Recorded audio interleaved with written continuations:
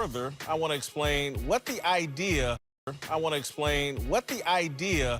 of a Carmelo Anthony farewell tour tells us about the modern American professional athlete. Over the course of the last 50 years, as television's money and spotlight have transformed the games, an athlete's primary role has transitioned from role model to royalty. Let that sink in for a beat. Role model to royalty. A role model in sports is an athlete who appears to sacrifice personal gain for the benefit of team success. He's a leader. He's a champion. His public persona is humble. He's respectful of authority. He tries to behave in a way that puts his team and teammates in the best light. Obviously, not all stars of yesteryears checked all those boxes, thank God. And obviously, some of today's stars check many of those boxes. Steph Curry and Tom Brady come to mind easily. But what is true today is that the modern athlete in general and a growing number of sports fans prioritize royalty and celebrity over being a role model. Charles Barkley's legacy is outliving Walter Payton's. That's the only explanation for the silly belief that Carmelo Anthony deserves a farewell tour.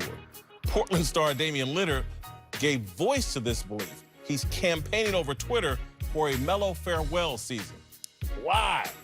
I'm sure he feels sorry for Melo, but it also speaks to the mindset of the current professional athlete. Ask not what you can do for the game, ask what the game can do for you. After giving Carmelo more than $250 million over the course of his career, the game still owes Melo? Really? Is Carmelo entitled to another year in the NBA, and NBA fans and teams should all drop to their knees and venerate a man who never won a title, never finished higher than third in the MVP voting, and doesn't have a signature moment in the NBA? Really? This is how the Brits treat royalty. People who have never accomplished anything beyond being famous. We left England and kicked their ass in a war because we rejected the whole notion of royalty and special people.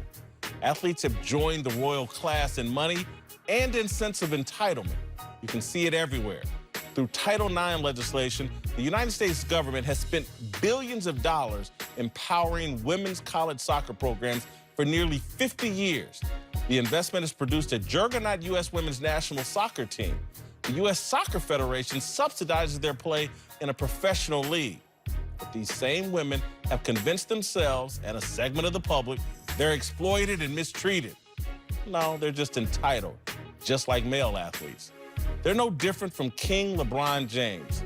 There's hundreds of years of evidence that parents can go to their child's sporting events without celebrating with the kids on the court during the game. I mean, I watched Dale and Sonya Curry do it every season in the NBA.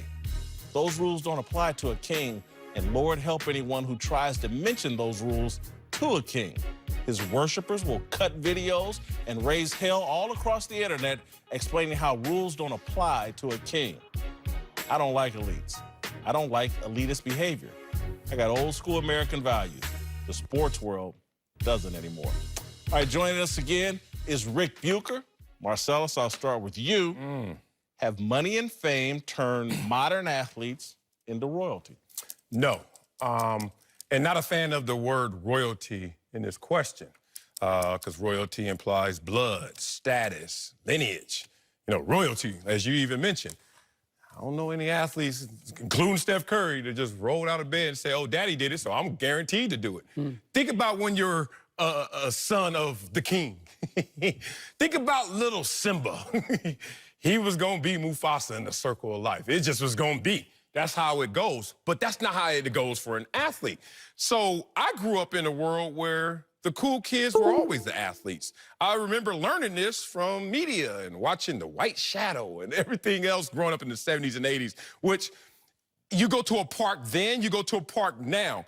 Every parent is out there throwing the ball with their kids. Because everyone knows that this can give your kid some discipline, identity, work habits, work ethic, but no guarantees. But at least builds up a person, a character that can blossom into this. But the money and the fame, it was always there. It was just on a different scale. Trust me, when Sugar Ray Leonard signed his first deal of over $1 million, the world went crazy in the early 80s. Remember when Magic signed a 25-year, $25 million deal? We were like, how much? Insane. Back then, I understand that it has grown exponentially since then, but it was always a relative scope of us commoners, non-athletes, looking at those guys with high reverence and respect that they worked on their craft. Nothing given in blood, status, or lineage. They earned every single opportunity. I'm glad you brought up the financial aspect of this, because what happens as soon as the guy gets paid? Now the criticism changes. Yeah. And to me, what this does is that it underscores the distinction between the way the public and the media view athletes and the way their peers view them. They look at Carmelo Anthony, and they're not looking at him and saying, you know what, boy, he was stealing money from the New York Knicks. He didn't take full advantage of Oklahoma City or Houston. Yeah. They just look at him and say, man, that guy could ball. That guy can play. And I've played against him. They don't care how he related to the media. It's, can he play? And I'm going to use an example of a guy who, David Lee. David Lee, when he was with the New York Knicks and he was making $800,000, was beloved by the New York Knicks and their fans. Yes. And then he signed the big deal and he went to the Golden State Warriors, and it was all about all the things that David Lee could not do. What had changed? David Lee hadn't changed, and what he could do, it was how much he was getting paid. And I believe that that is the great distinction, is that we look at Carmelo Anthony, media, public, and say, farewell tour, what has he done? And the players look at it and say, man, I respect the hell out of him because he could ball. That dude was a scorer. Well, I think they look and say, he's part of our elite group, and he should be treated that way. And because we all like him, and he's made a ton, because again, players do look and go, man, he can play. But they also look, man, he made a lot of money. But they don't begrudge him for that. No, I'm not saying they begrudge. I'm not saying they begrudge him. But that makes him part of the elite club, because when you make $250 million in this country, you become an elite. For sure. And it doesn't matter if it's through blood, lineage, or whatever gifted to you. You've now entered into a profession that makes you an elite. Just like it's like Hollywood celebrities. In movies and stuff, they've been a part of the elite class and the entitled class, and athletes are now right there with them. And I think the way we treat them is like royalty. We're very protective of them. And again, it's like, because this week, the protection of LeBron James, which we have debated. I sit there as a journalist and go, that dude's worth $500 million.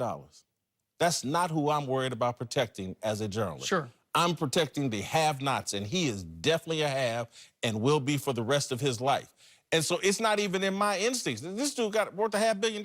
He's fine and can protect himself. He's someone to be analyzed and discussed and blah, blah, blah. He's not, from my perspective, someone to be protected. But we're in this era now where I do think we look at the elite athletes and elites in general, Jay-Z, Beyonce, whomever. We must protect them. We must worship them.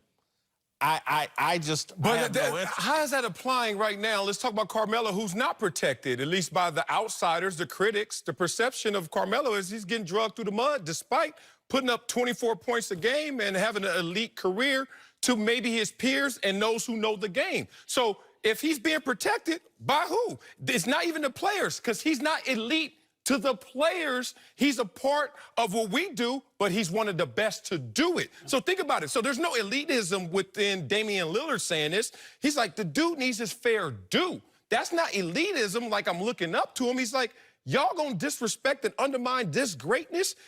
You said it. I told you, man, the day you make it, everyone else changes first. I said it earlier. I remember, this is a true story. I went to the mall the day before I got drafted, get my outfit ready for my draft party. Gotta be right. Forgot my bandana, got drafted, went the next day after I got drafted. You know the day when I went in there, before I got drafted? I walked in, paid, left. The day I got drafted, they wouldn't let me leave that store, signing stuff, taking pictures. I'm like, man, 24 hours. So y'all gonna put this on me? I think Carmelo needs to be protected by what he put up, not by royalty, because it wasn't given to him, and not by the outside criticism that is misperceiving his greatness. I think we also, because of social media, we're more aware of how athletes feel about other athletes. Yeah. That's advertised. And we're more conscious of what people, the noise of, that dude's not worth that money. The hyper-criticism of athletes from the public and the media is louder than it's ever been. And we see that divide between how guys feel who are playing versus the people who are watching. Say it. The notion of a farewell tour for Carmelo Anthony bothers me. I hear you. Why? I hear you. Why? Because I I hear you. I'm listening. reserve that for the Kareems, the Kobes, the Michaels, the great champions, the guys that, to me, prioritize winning over getting buckets. And so when I hear, and look, again, I'm sure some of this is Damian Lillard feels sorry because Carmelo should be in the league. He's not in the league because of Carmelo. If he would embrace the mentality of a role player and bench player, he'd be in the league. Yep. I get it. Damian Lillard, they're friends probably, and he feels sorry. But even just the notion of a farewell tour, why? And the only reason he's part of the clique. He's part of the elite clique. He's one of the Banana Boat boys, and he's made $250 million. He's an elite. We should all venerate him. And I'm like, you got to earn that, brother, and it takes more than some buckets. But there is respect within the league for Carmelo that there is not outside of it. That's just the reality. And I'm not saying you're wrong in how you judge him. As long as you're consistent across the board, I'm good with that. I'm just saying that the players in the league view it. Derrick Rose is another one. I could give you a list of players. I got more respect for Derrick Rose. But I'll just say this about the elite players, protecting their elite people. Yeah. If Damian Lillard was real, and Damian, I have great respect for you, love you as a player.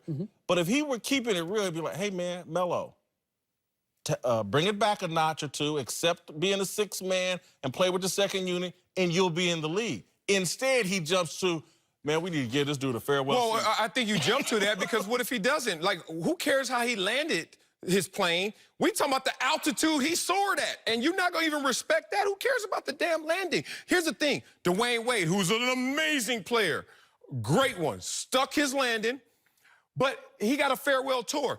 I'm telling you, player to player in terms of respect, because you're going to say the demarcation is Dwayne Wade won championships. No. What else? Dwayne Wade was a better player than Carmelo Anthony. Good. Period. Okay. In the story. I don't want to be absolute with you, brother, so we're not going to argue. Yeah. I'm just telling you what players going to say. They're in the same And they world. wrong. Yeah. They're in the same world. And they wrong. Here's one. Okay. Argue with them then. Because I'm going to say, they're like... Dwayne Wade's the third or fourth best shooting guard of all time. I'll give you all of... Small forwards? I got a long list. We're talking accomplishments versus ability. Game. Pure ability. Accomplishments? It's not even close. I've said it. He said he's not talking just accomplishments. You're talking accomplishments. I'm talking both. Carmelo averaged more points in career. Like he was revered as the best individual. This man carried the Miami Heat to a title with Shaq in there? With the Shaq. You can carry 400 pounds of Shaq. With the Shaq, the ghost of Shaq. You carrying 400 pounds of Shaq? That's carrying? There was some other guys He's the involved. third or fourth best shooting guard of all time. All I'm saying is this man's not better than Alex English. Carmelo Anthony has accomplishments, Olympic levels, etc. In our next show. I'm about to say, don't you do that. They're in the same locker room in terms of greatness. You can't pull that out of the Jay Glazer says Jason Garrett is on the hottest seat in the NFL. Man. We'll tell you if the Cowboys coach survives the season. I'll scrap that. Let's go back out there. Come on, no kidding.